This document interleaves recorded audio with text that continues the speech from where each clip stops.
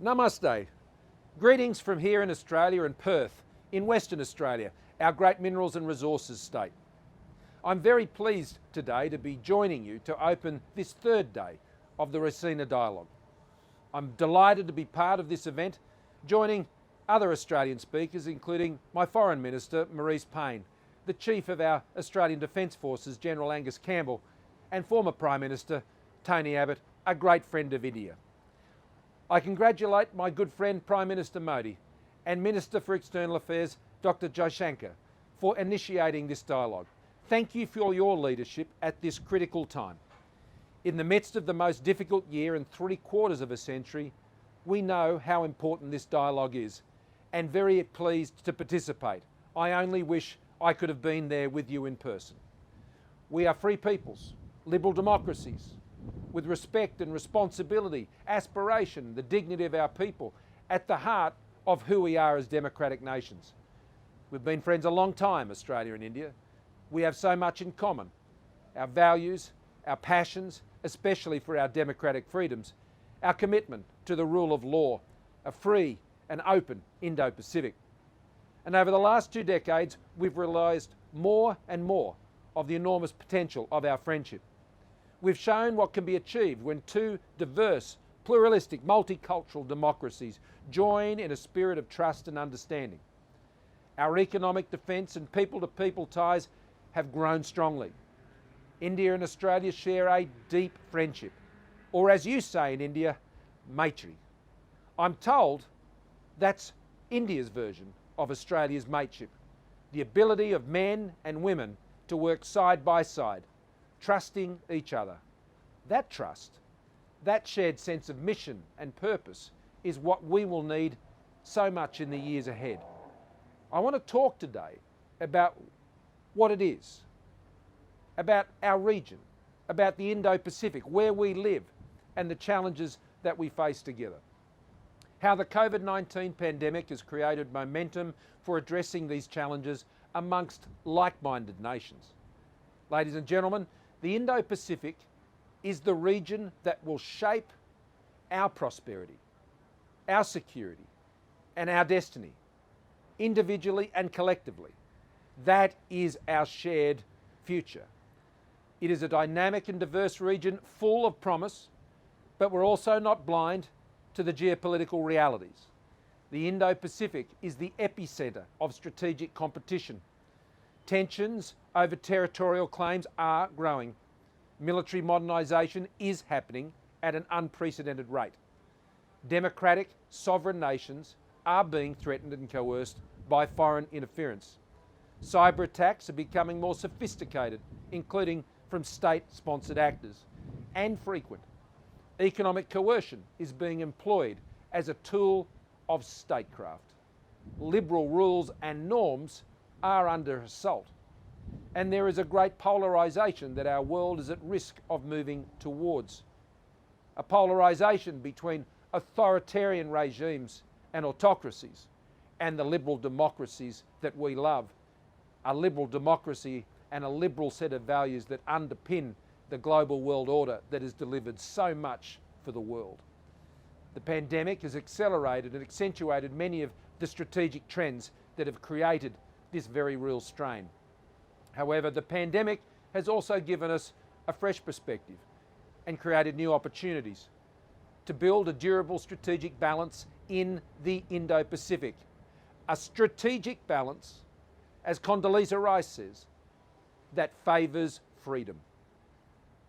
One where like-minded nations act more consistently, more cohesively, more often in our shared interests, on economic security and importantly global environmental issues, and guided by rules-based solutions that ensure peace and stability and prosperity for all nations. It's an inclusive notion to achieve our common goals. The pandemic prompted new groupings of like-minded countries to work together like never before. New friendships forged and old ones re-energised. Australia is leading in this area, as is India. We're playing our part together. Australia has always been direct about our aspirations. It's our nature. We know who we are and we know what we're about. We've been clear about our vision of a free, open and prosperous Indo-Pacific, underpinned by rules of law and respect for sovereignty. And we have acted to defend and shape it. Last year we launched our Defence Strategic Update, a major strengthening of our force posture to focus on our immediate region. Australia has committed some $270 billion on our defence capability over the next decade. For us, that's 2% of our GDP. That's our floor, not our ceiling. Other nations know they can rely on Australia. This is important as we look ahead towards challenges that no country can take on alone. That is what I told the Quad Leaders meeting last month when I joined with Prime Minister Modi and Prime Minister Suga and President Biden, and I particularly commend my fellow leaders for their involvement and leadership in bringing this forum together at that level. And I particularly say thank you to President Biden for bringing that meeting together and chairing it on that occasion. That meeting was historic, an historic first and a mark of the momentum that continues to be built amongst like-minded countries in our region. 4 leaders of great liberal democracies in the Indo-Pacific, including of course my friend Prime Minister Modi, all leveraging our agency, working on a positive and inclusive agenda for the Indo-Pacific to deliver peace and stability and prosperity for the shared benefit of all in our region. Their sovereignty, their independence, we passionately believe in for all nations within the Indo-Pacific. We pledge to strengthen our cooperation on the defining challenges of our time, realising a shared vision as expressed through ASEAN for an open, inclusive and resilient region, and to combat COVID-19, combining our significant medical, scientific, financing and manufacturing capabilities for vaccine distribution. We're building new habits and modes of cooperation and partnership. That's important. And Australia has continued to invest in the relationships in the Indo-Pacific.